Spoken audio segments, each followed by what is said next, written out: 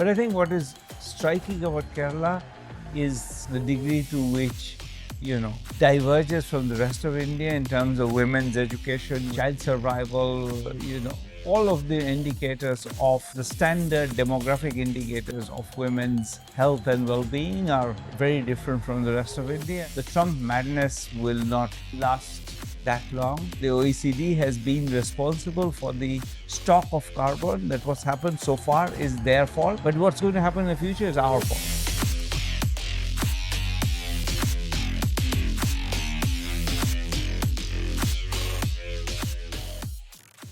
Hi, I'm Abhijit Banerjee. I'm an economist and a food writer, and I'm here with the KLF Apostrophes.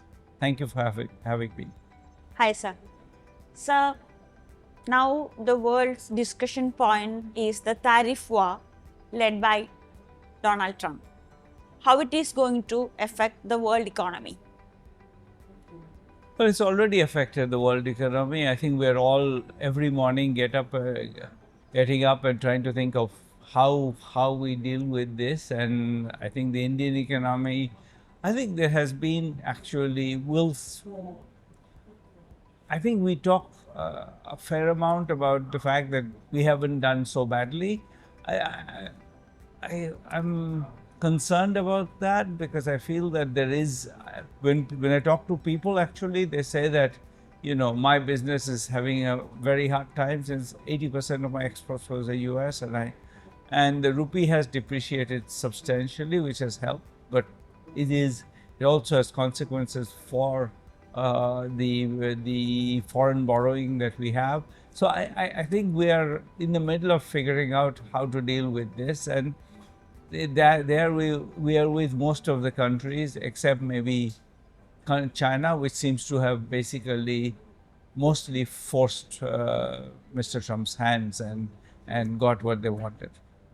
So, how will you evaluate India's growth as India's economic growth? I think the thing about India's economic growth is that I think at many times people have been writing it off, and it has still continued. So I think the surprising thing about Indian economic growth is that it has continued. Now, I think there are people who are particularly, and I'm not an expert on this, concerned about the data. I hear a lot of people grumbling about saying we don't see signs of it.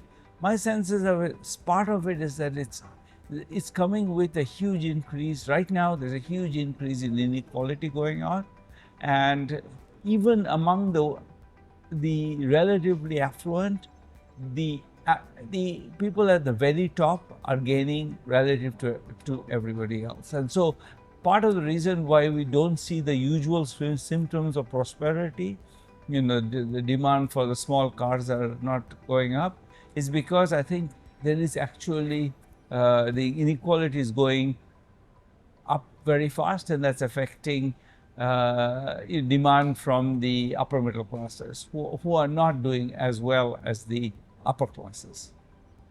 So, please tell me about why you are in KLF, how we enjoy this KLF program. KLF is unique. I mean, it's the fact that it's on the beach where anybody walking on the beach can come in. It's an extraordinarily ambitious enterprise in that way, in that it sort of tries to integrate a unique geographical location into a literary festival and create the atmosphere of being somehow democratic and open. It has a very kind of, it's not the most kind of the decorated, the most elaborately visual of the festivals. It's one that's a little bit, this is how it is. It's on the beach. It's you can wear flip-flops kind of festival, which I like very much. Is this your first time at KLF, sir? No, I believe it's my third time at KLF, but at least my second time at KLF. See, when you come to KLF and programs like this, there is a huge crowd usually to talk about books and to hear about books. And you are a world-renowned economist. Economy is something that affects every individual in one way or other, a country's economic policies and all. And when this is a famous Kerala model also. You must have heard about the word women's group doing business and all that kind of stuff. Have you, what do you think about the Kerala model and the Indian model? I mean, focusing on women and their empowerment schemes.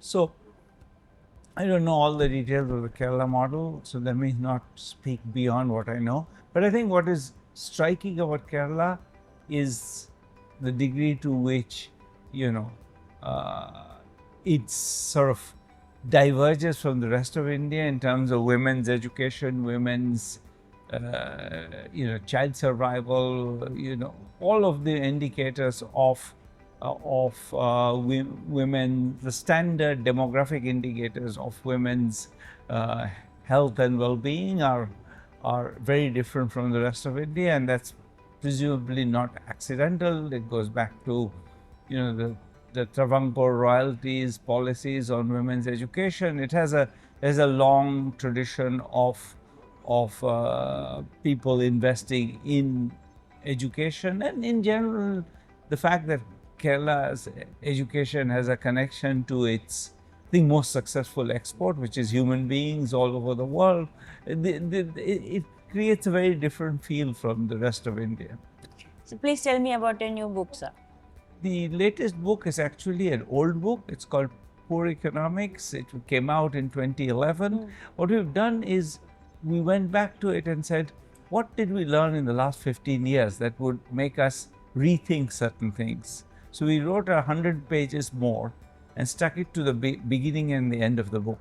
So that's a new edition of the book, about 100 pages longer, and connecting it to the world of today, in a sense, in a way that, for example, talking a little bit about climate change, there's a lot of things that were not in the 2011 book, which are now very salient, and this book is much more about that.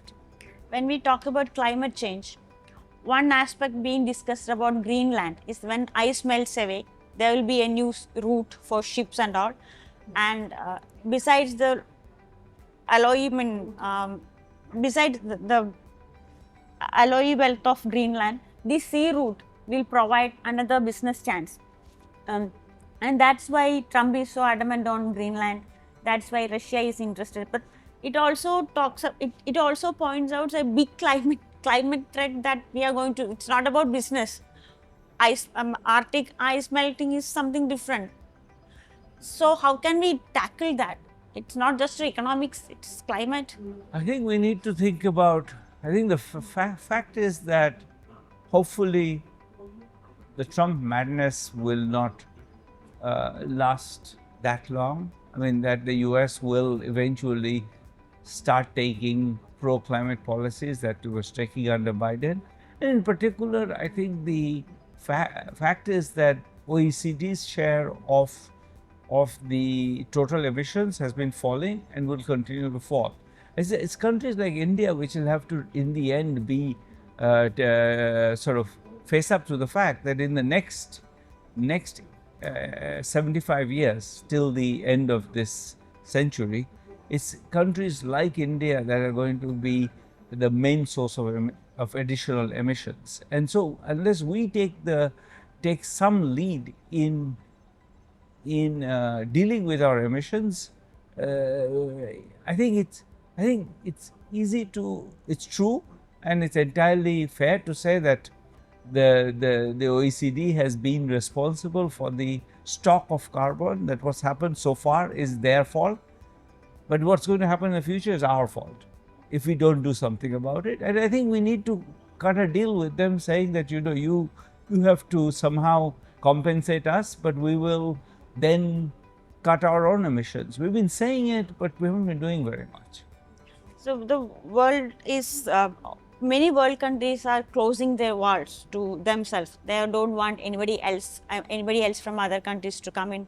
Immigrants issues are there. Immigrants are not welcome in many countries. And how it is going to affect the economy as such?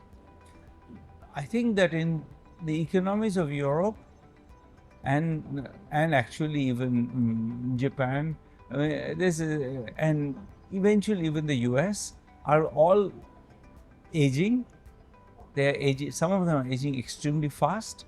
They need young people. There are young people available in the rest of the world. It's insane right now that we are sort of trying to block immigration in all these countries, and while complaining about the fact that we can't pay the pensions because there are no young people to earn incomes to pay the pensions for the old. So it's I think that there is a particular kind of incoherence that I think needs to be sorted out. Thank you so much for your time, sir. Thank you. Thank you.